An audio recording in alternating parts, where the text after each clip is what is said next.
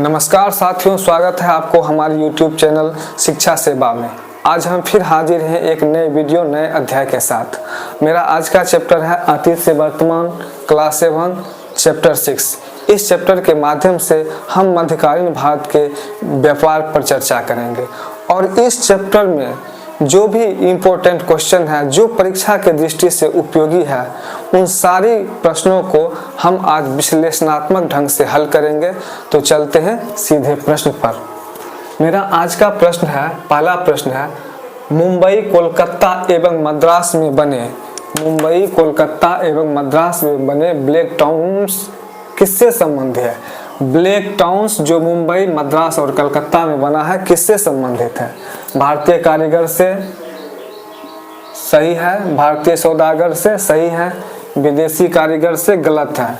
भारतीय कारीगर एवं सौदागर, इसका राइट आंसर होगा भारतीय कारीगर और सौदागर। ब्लैक टाउन्स जो था, ब्लैक टाउन्स यूरोपीय कंपनियों के द्वारा बनाया गया था। ब्लैक टाउन्स यूरोपियन कंपनी के द्वारा बनाया गया था। यह भारतीय कारीगर एवं सौदागरों को वहां पे यूरोपीय कंपनी ने भारतीय कारीगर और सौदागर को ब्लैक टाउन्स में शिफ्ट कर दिया था। चलते हैं अगला प्रश्न। 14वीं-15वीं शताब्दी में मुर्शिदाबाद किस वस्तु की प्रमुख उत्पादन केंद्र था? सूती वस्त्र नहीं, गहने नहीं, युद्ध साजो सामान नहीं। 14वीं-15वीं शताब्दी में मुर्शिदाबाद रेशमी वस्त्र का प्रमुख उत्पादन केंद्र था। मुर्शिदाबाद कहाँ है? मुर्शिदाबाद पश्चिम बंगाल में है। मुर्शिदाबाद पश्चिम बंगाल में स्थित है। मुर्शिदाबाद 1704 में पश्चिम बंगाल की राजधानी बनी। मुर्शिदाबाद के संबंध में कुछ जान लेते हैं। मुर्शिदाबाद पश्चिम बंगाल में है, 1704 में बंगाल की राजधानी बना और यह गंगा नदी के तट पर है। गंगा नदी के तट पर है। यहाँ मुर्शिदाबाद रेशमी वस्त्र का प्रमुख उत्पादन केंद्र था, लेकिन इंग्लैंड में औद्योगिक क्रांति का आविष्कार हुआ, वहाँ से माल भारत आने लगा और उस माल की तुलना में यहाँ का जो बुनकर का जो माल था, रेशम वस्त्र उद्योग, रेशम का जो उद्योग था और जो बुनकर द्वारा माल तैयार होता था, वो उस माल की तुलना टक्कर नहीं दे सका और धीरे धीरे यहाँ का उद्योग धंधा ठप हो गया। चलते हैं अगले प्रश्न की ओर। बोहरा समुदाय का संबंध किस वर्ग से है? बोहरा समुदाय किसान नहीं, मजदूर नहीं, शिल्पकार नहीं। बोहरा व्यापारियों का एक समुदाय था। गुजरात के मुसलमान व्यापारियों को बोहरा बोला जाता है। मुसलमान व्यापारी, गुजरात का जो मुसलमान व्यापारी था उसे बोहरा बोला जाता था और वहाँ के हिंदू व्यापारी को बनिया बोला जाता था। तो बोहरा समुदाय का संबंध व्यापारियों से है। मेरा राइट आंसर व्यापारी। हमारा नेक्स्ट क्वेश्चन है, किस स्थान को मक्का का प्रवेश द्वार कहा जाता है? VVI क्वेश्चन है, किस स्थान को मक्का का प्रवेश द्वार कहा जाता है? मध्यकाल में मक्का का प्रवेश द्वार किसे कहा जाता था? सूरत को। इसका राइट आंसर होगा सूरत को। सूरत को उस समय मक्का का प्रवेश द्वार कहा जाता था, क्योंकि हजारों श्रद्धालु, हजारों हज यात्री सूरत में पानी के जहाज पे सवार होकर मक्का के लिए प्रस्थान करते थे, इसीलिए इस जगह को मक्का का प्रवेश द्वार कहते हैं। मेरा अगला प्रश्न है, प्रशासनिक नगर का संबंध क्या है? व्यापारी वर्ग से नहीं, किसान वर्ग से नहीं, सैनिक वर्ग से नहीं, शासक वर्ग से। इसका राइट आंसर होगा शासक वर्ग से। प्रशासनिक नगर का संबंध शासक वर्ग से था। प्रशासनिक नगर को आप जनरली राजधानी बोल सकते हैं। वहाँ पे प्रशासनिक जो नगर होता था, वहाँ पे राजमहल होता था, राजा के अधिकारियों का भी महल होता था, मंत्रियों का महल होता था, नौकर चाकर, मतलब राजा के काम में सहयोग करने वाले सारे अधिकारी से लेके सैनिक का महल होता था और वहीं पे बैठ के राजा अपने प्रजा पर, अपने अधिकारियों के द्वारा राजकाज का संचालन करता था। यानी जनरली हम बोल सकते हैं कि प्रशासनिक कामों को जहां से निष्पादित किया जाता था, यानी प्रशासनिक कार्यों को जहां से संपादित किया जाता था, वही उसका प्रशासनिक नगर या राजधानी होता था। कम्बे किस बाजार के लिए प्रसिद्ध था? कम्बे कपास के लिए, नहीं। सूती वस्त्र के लिए नहीं। कपड़ा नहीं। कॉम्बे रत्न बाजार के लिए प्रसिद्ध था। अब कॉम्बे के बारे में थोड़ा डिस्कस कर लेते हैं। कॉम्बे जो है गुजरात में है। कहाँ है? गुजरात में। इसका दूसरा नाम खंभात भी है। खंभात के नाम से ज़्यादा मशहूर है। कॉम्बे गुजरात में है। इसका दूसरा नाम खंभात है। यह रत्न बाजार के लिए मशहूर था। और कपास के लिए कौन मशहूर था? तो बुरहानपुर। कपास के लिए बुरहानपुर कपास के लिए मशहूर था। बुरहानपुर कहाँ है? एमपी में है। बुरहानपुर एमपी में है। और किस नदी के तट पर है? ताप्ती नदी के तट पर। कपास के लिए बुरहानपुर प्रसिद्ध है। यह ताप्ती नदी के तट पर है और एमपी में है। कपड़ा जो है, कपड़ा अहमदाबाद प्रसिद्ध था। कपड़ा के लिए अहमदाबाद जो गुजरात में है प्रसिद्ध था। फिर सूती कपड़ा के लिए तमिलनाडु का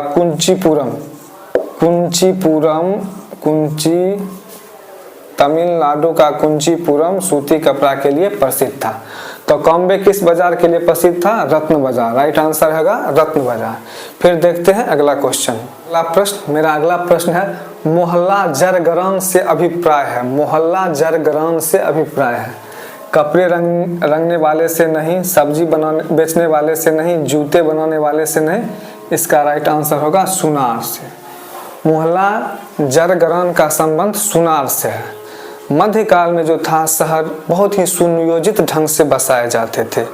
वहाँ पे क्या था? शहर कई मोहल्ले में विभक्त था और मोहल्ला जो था वो किसी खास जाति और उत्पादक समूह के नाम से जाने जाते थे। उस समय का जो मोहल्ला था किसी खास जाति वर्ग या उत्पादक समूह के नाम से जाने जाते थे। तो देखते हैं यहाँ पे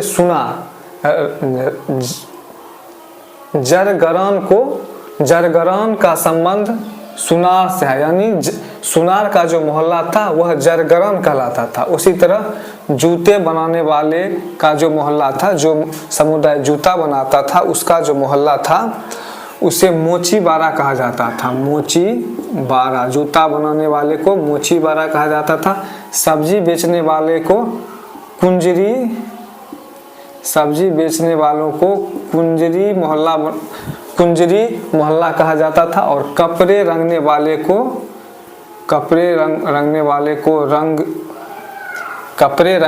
को कूचा रंगरेज कहा जाता था। कपड़े रंगने वाले का जो मोहल्ला था उसे कूचा रंगरेज कहा जाता था। इस प्रकार हम देखते थे कि वहाँ का जो मोहल्ला था जाति के आधार पर या उत्पादक समूह के आधार पर मोहल्ले का नामकरण होता था। देखते हैं अगला क्वेश्चन। 17वीं शताब्दी में आने वाले किस यूरोपीय व्यापारी ने टांड का वर्णन किया है? टांड एक बंजारा था, जो एक व्यापारी समूह का बंजारा था। वो अपने साथ हजारों बैल और सैकड़ों आदमी लेके चलते थे और उस बैल पर, उसका जो बैलगाड़ी था उस पे माल लदा होता था। वो गेहूँ, चावल इत्यादि का व्यापारी था। वो एक जगह से दूसरे जगह जाते थे। जहाँ सस्ता चावल मिलता था, जहाँ सस्ता गेहूँ मिलता था, वहाँ खरीद लेता था और महंगे दाम में जाके बेच लेता था। तो टांड क्या था? एक व्यापारी का समूह था। इसका वर्णन पीटर मुंडी ने किया है। किसने किया है? पीटर मुंडी। वास्को डी गामा जो था यह एक पुर्तगाली था। यह जो है जेमोरिन के समय में भारत आया था, यानी कालीकट पहुंचा था और उस समय वहां का राजा जेमोरिन था। रॉल्फ फिच जो था ये इंग्लैंड का था। ये अकबर के समय भारत आए थे। उसके बाद हॉकिंस जहांगीर के समय में भारत आए थे। ये भी इंग्लैंड के थे, जहांगीर के समय में आए थे। उसके बाद पीटर मुंडी जो है ये इटली निवासी थे। कहाँ के निवासी थे? इटली निवासी। ये शाहजहां के समय भारत आए थे और इन्होंने ही टांड का वर्णन किया है। चलते हैं नेक्स्ट प्रश्न पर। मध्यकाल के लोग हाथी दांत का आयात कहाँ से करते थे? हाथी दांत का आयात पूर्वी अफ्रीका से, मध्य एशिया से, अरब से, चीन से। इसका राइट आंसर होगा पूर्वी अफ्रीका। मध्यकाल के लोग हाथी दांत का आयात पूर्वी अफ्रीका से करते थे। और मध्य एशिया से क्या करते थे? मध्य एशिया से जो है खजूर का आयात करते थे। क्या आयात करते थे? खजूर का आयात। और अरब से सूखे मेवे का आयात करते थे। सूखे मेवे का आयात अरब से। और चीन से रेशम का आयात करते थे। मध्यकाल के लोग हाथी दांत का आयात पूर्वी अफ्रीका से करते थे। राइट आंसर पूर्वी अफ्रीका। फिर अगला प्रश्न देखते हैं, समाया का संबंध क्या है? मोस्ट इंपोर्टेंट क्वेश्चन है, इसे आप VVI कह सकते हैं। समाया कई बार एग्जाम में पूछा भी जा चुका है। समाया क्या था? किसानों का संगठन, मजदूरों का संगठन, व्यापारियों का संगठन, उपर्युक्त में से कोई नहीं। समाया जो था दक्षिण भारतीय व्यापारियों का एक संगठन था। ये क्या था? दक्षिण भारतीय व्यापारियों का एक कर्ज का संबंध है कांस्य की मूर्ति से, राजपथ से, कांस्य के सिक्के से, आज्ञापत्र से। कर्ज का संबंध है आज्ञापत्र से। कर्ज जो शब्द है यह पुर्तगाल के संबंध में है। पुर्तगाल के व्यापारियों के द्वारा भारत के हिंद महासागर के क्षेत्र में जैसे कालीकट, कोचीन, गोवा, वहाँ पे अपना एकाधिकार कर लिया। और वहाँ उन्होंने क्या किया? सैनिक छावनी का स्थापना किया। सैनिक अड्डा बन जाने से ये होता था कि हिंद महासागर से गुजरने वाले किसी भी जहाज पर वे रोक टोक करते थे। और बिना उसके अनुमति से अगर कोई जहाज वहां से गुजरता था तो उसके सैनिक उस जहाज को लूट लेते थे। उस क्षेत्र से गुजरने के लिए किसी भी विदेशी जहाज को एक आज्ञा पत्र लेना पड़ता था। और वही आज्ञा पत्र जो था कर्ज कहलाता है। तो कर्ज का संबंध है आज्ञा पत्र से। चलते हैं नेक्स्ट प्रश्न की ओर। नेक्स्ट का ये तीनों क्वेश्चन परीक्षा की दृष्टि से काफी महत्वपूर्ण है। ये क्वेश्चन कई बार एग्जाम में पूछा जा चुका है। तो आइए देखते हैं, पटना का नाम अजीमाबाद किसने दिया? औरंगजेब ने नहीं, शाह शुजा ने नहीं, इसका राइट आंसर होगा अजीम उस शान ने। अजीम उस शान ने पटना का नामकरण अजीमाबाद किया। 1704 ईस्वी में उसने नए ढंग से पटना शहर को बसाया। कब बसाया? 1704 ईस्वी में अजीम उस शान ने एक नए ढंग से पटना शहर को बसाया। वहाँ पे जाति के आधार पर, जाति संप्रदाय के आधार पर और उसके काम के आधार पर मोहल्ला का विभाजन किया गया। तो इसका राइट आंसर होगा अजीमाबाद नाम किसने दिया? अजीम उस शान ने। चोल काल में लुप्त मोम तकनीकी का प्रयोग किसके निर्माण के लिए किया जाता है? लुप्त मोम तकनीकी का प्रयोग बर्तन निर्माण में नहीं, वस्त्र निर्माण में नहीं, इसका राइट आंसर होगा कांस्य की मूर्ति निर्माण में। ये भी VVI है, बहुत ज़्यादा इम्पोर्टेंट क्वेश्चन है। कांस्य के मूर्ति निर्माण के लिए लुप्त मोम तकनीकी का प्रयोग किया जाता है। और इस तकनीकी के द्वारा ही नटराज का मूर्ति बनाया गया। बहुत सारे मूर्ति बनाया गया जिसमें नटराज का मूर्ति प्रमुख है। मणिग्राम और नंदेसी, मणिग्राम और नंदेसी मोस्ट इम्पोर्टेंट क्वेश्चन है। मोस्ट इम्पोर्टेंट, मणिग्राम और नंदेसी शब्द किसे सूचित करता है? उत्तर भारत के व्यापारी को, दक्षिण भारत के व्यापारी संघ को, उत्तर भारत के किसान संघ को, उपर्युक्त में से कोई नहीं। इसका राइट आंसर होगा दक्षिण भारत के व्यापारी का यह एक संघ था जिसे मणिग्राम और नंदेसी शब्द से सूचित करते हैं। दोस्तों, अगर आप बेहतर तैयारी चाहते हैं, किसी भी एग्जाम का आप तैयारी कर रहे हो, तो अगर आप बेहतर तैयारी चाहते हैं तो आप SCRT NCERT के बुक को इग्नोर नहीं कर सकते हैं। अगर आप बेहतर तैयारी करना चाहते हैं तो आपको NCERT SCRT पढ़ना ही होगा। आप NCERT पढ़िए, SCRT पढ़िए, खूब पढ़िए और उससे रिलेटेड हर चैप्टर से रिलेटेड आप वीडियो देखिए। इससे क्या होगा कि आपके जानकारी का जो लेवल है वो चरम सीमा पर पहुंच जाएगा और आपको कोई भी कंपटीशन आसान लगने लगा। तो चलते हैं नेक्स्ट प्रश्न की ओर। नेक्स्ट क्वेश्चन है, ये क्वेश्चन भी मोस्ट इम्पोर्टेंट है, इसको आप मोस्ट इम्पोर्टेंट के श्रेणी में रख सकते हो। मध्यकाल में विश्वकर्मा समुदाय में निम्न में से कौन सा समूह शामिल नहीं था? यानी कौन ऐसा समूह है जो विश्वकर्मा समुदाय में शामिल नहीं था? लोहार विश्वकर्मा समुदाय, बढ़ई विश्वकर्मा समुदाय, सुनार विश्वकर्मा समुदाय। इसका राइट आंसर होगा बुनकर। बुनकर जो था वो विश्वकर्मा समुदाय का हिस्सा नहीं था। ठठेरी बाजार का संबंध है, ठठेरी बाजार का संबंध है तीर कमान बनाने वाले मोहल्ला से, साहित्यकार कवि उलेमाओं के मोहल्ला से, शेरशाही परिवार के मोहल्ला से, तांबे एवं पीतल के बर्तन बनाने वाले मोहल्ला से। मध्यकाल में जो था शहर का विकास और शहर को जो बनाया जाता था सुव्यवस्थित ढंग से, यानी हर संप्रदाय के काम के, हर संप्रदाय के उत्पादकता के आधार पर मोहल्ले का विभाजन किया जाता है।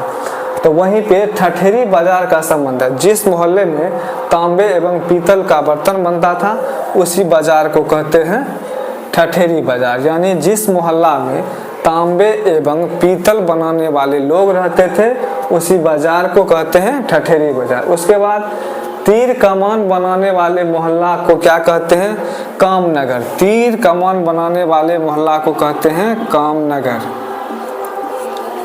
फिर साहित्यकार कवि उलेमाओं के मोहल्ला को, साहित्यकार कवि उलेमाओं के मोहल्ला को मैदान फसाहत कहते हैं। मैदान फसाहत, इसको कहते हैं मैदान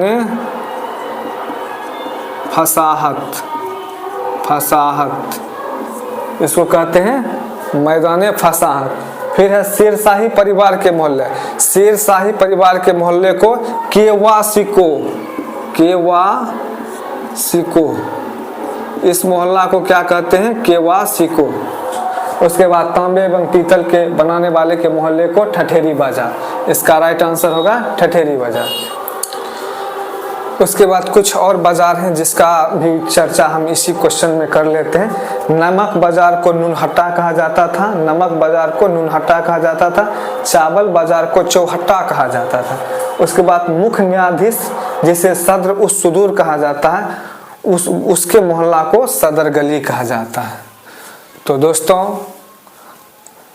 उम्मीद है कि आपको ये वीडियो पसंद आया होगा। अगर वीडियो पसंद आए तो प्लीज़ सब्सक्राइब मी। फिर मिलेंगे नेक्स्ट वीडियो में नेक्स्ट चैप्टर के साथ। जय हिंद।